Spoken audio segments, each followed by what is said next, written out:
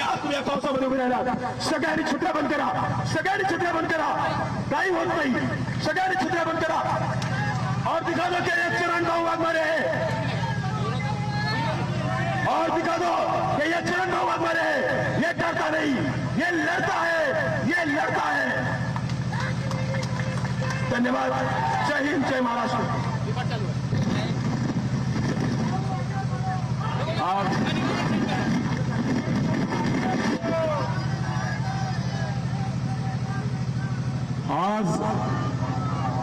आज शेतकऱ्यांच्या हितासाठी इथं जो धडक मोर्चा काढण्यात आला, त्या धडक मोर्चासाठी व तसंच आपल्या या पवित्र भागामध्ये मंडल यात्रा जी शरदचंद्र पवार राष्ट्रवादी यांच्या ओबीसी विभागाने काढलेली आहे, ती आज इथे आली आणि तुम्हा सर्वांना संबोधित करण्यासाठी आमच्या पक्षाचे अध्यक्ष शशिकांतजी शिंदे साहेब इथे उपस्थित आहेत। राज राजापूरकर ज्यांनी आत्ताच आपल्या सर्वांना मार्गदर्शन केलं, चरणभाऊ वाघमारे असतील, सुनीलभाऊ भुसारा असतील, गुड्डू बोपचे असतील, अतुलशेठ बांदले असतील, इतरही सर्व पदाधिकारी कार्यकर्ते या ठिकाणी उपस्थित आहेत। खरं तर ही यात्रा आपण सर्वजण लोकांपर्यंत पोहोचण्यासाठी आणि लोकांना जोडण्यासाठी काढलेली आहे। भाजपचं जे सरकार आहे, भाजपचे नेते हे समाजामध्ये वाद निर्माण करून कधी मुस्लिम विरुद्ध हिंदू, कधी ओबीसी विरुद्ध मराठा, आता मुंबईच्या इलेक्शन मध्ये मराठी विरुद्ध अमराठी अशा पद्धतीचा वाद निर्माण करतात, त्याच्यावर राजकीय पोळी भाजतात। 15 ऑगस्टला नॉनव्हेज खायला द्यायचं नाही, नॉनव्हेजची दुकानं बंद ठेवायची, म्हणजे मराठी अमराठी वाद झाल्यानंतर आता शाकाहारी विरुद्ध मांसाहारी असा वाद करून फक्त राजकीय पोळी भाजण्याचं काम जर कोण करत असेल तर भाजपचे नेते तिथं करतात। भाजपच्या नेत्यांना, भाजपच्या सरकारला मला सांगायचे, तुमचे हे भेदभावाच्या राजकारणामुळे आमच्या सर्वांचं पोट भरणार नाही। भरणार का? हे दोन समाजामध्ये वाद निर्माण करून सत्तेत येतात, पण सत्तेत आल्यानंतर आपली आठवण यांना येते का? मला या जिल्ह्यामध्ये कुठलं पीक सगळ्यात मोठ्या प्रमाणात घेतलं जातं तुम्ही सांगा पण आपल्या धानाला जो बोनस द्यायला पाहिजे होता, ज्याचा शब्द दिला गेला होता, तो बोनस मिळाला का? सुरुवातीला सांगितलं होतं की आम्ही प्रायव्हेट नाहीतर शासकीय खरेदी केंद्रावर जिथं कुठं धान घेतलंय तिथं आम्ही बोनस देणार असं बोलले होते। आणि मग 9 महिने झाले तरी आम्हाला बोनस मिळालं नाही। मग त्यानंतर तुम्ही सर्वांनी आंदोलनं केली, शेतकरी रस्त्यावर आला आणि मग त्यानंतर कुठेतरी काही लोकांना बोनस द्यायला त्यांनी सुरुवात केली। पण बोनस देत असताना तिथं सुद्धा त्यांनी अट टाकली की शासकीय खरेदी केंद्रावर ज्या शेतकऱ्यांनी तिथं धान पाठवलं त्यांनाच आम्ही बोनस देऊ। मग अशा प्रकारे तुम्ही खोटं का बोलला आमच्याशी? हे सरकार गजनी सरकार आहे, गजनी पिक्चर बघितलाय का? कसं विसरून जातात सोयीच्या प्रमाणे, तसं हे सरकार जे तुम्हाला शब्द दिला होता धानाला तिथं बोनस देऊ विसरून गेले। कर्जमाफीचा शब्द दिला होता का नव्हता? भाषणामध्ये स्टाईलमध्ये देवेंद्र फडणवीस काय म्हणत होते? आम्ही 7 बारा काय करू? कोरा कोरा कोरा करू। मग आता तुम्ही झोपला का? कारण का तुम्ही एका बाजूला म्हणता की आम्ही तुम्हाला कर्जमाफी देऊ, पण सरकार आल्यापासून तुम्ही साधा शब्द सुद्धा काढत नाही आणि काय म्हणतात? योग्य वेळेस आम्ही शेतकऱ्याला कर्जमाफी देऊ। अहो बंधूंनो आणि बहिणींनो, आज या आपल्या महाराष्ट्रामध्ये दिवसाला किती शेतकरी आत्महत्या करतायत? 8 ते 10 शेतकरी आत्महत्या करतायत, म्हणजे वर्षाला किती झाले? 3,500 ते 4,000। जर 4 वर्ष म्हणजे पुढच्या इलेक्शन पर्यंत हे जर कर्जमाफी करायला थांबले तर किती शेतकरी तिथे आत्महत्या करतील? 14,000 पर्यंत शेतकरी आत्महत्या करतील। मग या 14,000 शेतकऱ्यांनी आत्महत्या केल्यानंतर त्या आत्महत्येला कोण जबाबदार असणार आहे? कोण जबाबदार असणार आहे? हे भाजपचं सरकार. आमच्या लाडक्या बहिणींना सांगितलं होतं आम्ही 1500 वरनं 2100 करू, हे सरकार विसरून गेलं. तिथं विमा योजना याच्यामध्ये बदल केले.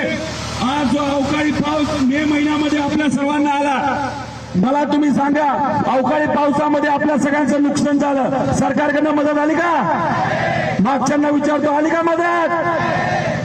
मग का बदल तुम्ही केले? का आमच्या शेतकऱ्याला तुम्हाला मदत करायची नाही? त्याच्याच बरोबर तुम्ही जे काय विम्यामध्ये निकष बदलले, जो अतिवृष्टी या भागामध्ये, या जिल्ह्यामध्ये, या तालुक्यामध्ये होते, पूर्वी याच्यासाठी आपल्याला मोबदला मिळत होता. पण या सरकारने विमा कंपनीशी हात मिळवणी करून निकष बदलले आणि आता जो अवकाळी पाऊस नाही तर अतिवृष्टी असेल नाही तर गारपीट असेल जी या भागामध्ये मोठ्या प्रमाणात झाली, त्याच्यामध्ये आमच्या शेतकऱ्याचं आता जे नुकसान झाले त्याला तुम्हाला 1 रुपया सुद्धा मिळणार नाही, अशा पद्धतीचा कायदा या सरकारने दुर्दैवाने त्या ठिकाणी केलेला आहे. त्यामुळे हे सरकार आपल्या बाजूचं सरकार नाही. त्यांना असं वाटतं समाजामध्ये वाद निर्माण करून आपण लय भारी मताने तिथून निवडून आलेलो आहे आणि काय म्हणतात की आमचा डीएनए ओबीसीचा आहे. मला त्यांना हे सांगायचे, वर्षाला 4,000 शेतकरी आत्महत्या करतात, त्यात 30% जो ओबीसी असेल तर 1200 शेतकरी काय तिथं आत्महत्या करत नाहीत.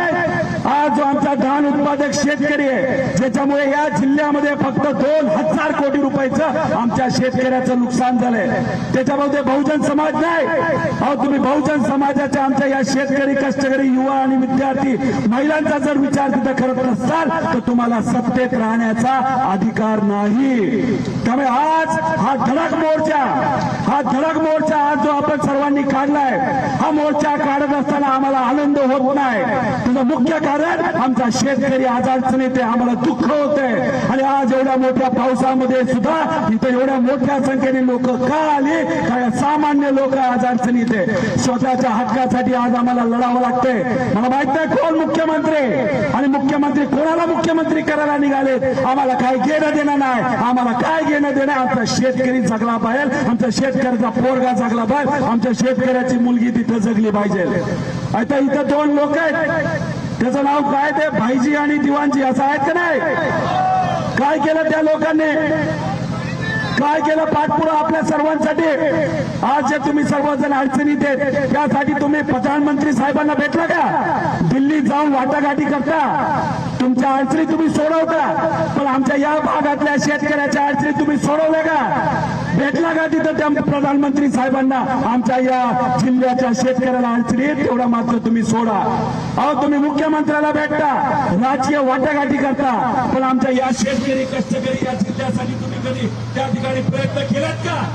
अहो आमचे युवा सातत्याने काय बोलतात की अनेक वर्षांपूर्वी BHEL येणार होती, BHEL येणार होती का नव्हते? मग त्यासाठी तुम्ही पाठपुरावा केला का?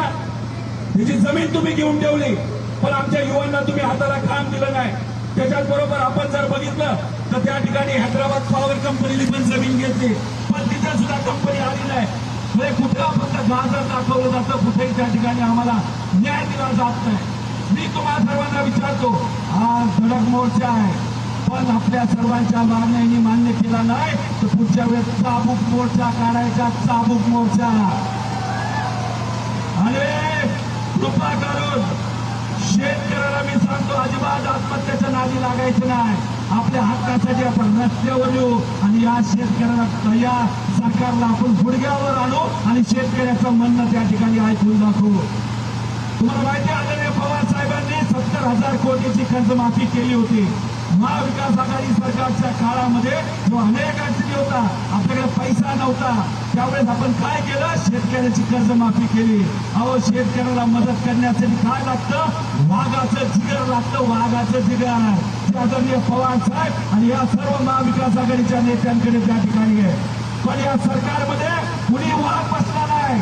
विदर्भ भागामध्ये वाघ असतात असं म्हणतात, पण अहो हे सरकार लबाड लांडग्याचं सरकार आहे आणि त्यांना तुम्हाला मदत करण्याची कुठे त्या ठिकाणी जिकार नाही. त्यामुळे एकत्र येऊया आणि आपल्या हक्कासाठी त्या ठिकाणी लढूया, एवढं त्या ठिकाणी आपल्या सर्वांना सांगतो. आणि आदरणीय शशिकांत शिंदे साहेबांना विनंती करतो की तुमच्या सर्वांचा बुलंद आवाज म्हणून या सभेसाठी त्या ठिकाणी आपल्या सर्वांना ते संबोधित करते. चरण भाऊंचं मी अभिनंदन करतो की एवढ्या चांगल्या तत्त्याने तुम्ही असा मोर्चा काढला. पण पुढच्या वेळेस जेव्हा तुम्ही चाबूक मोर्चा काढा तेव्हा याच्यापेक्षा 10 पटीने जास्त हा मोर्चा तिथे झाला पाहिजे. आणि काळजी करू नका, पाऊस हा शेतकऱ्याची चांगला आहे आणि आता पवार साहेबांना सुद्धा पावसाचा आशीर्वाद त्या ठिकाणी मिळतो. तर या पावसाचा आशीर्वाद आपल्याला मिळाल्याशिवाय राहणार नाही.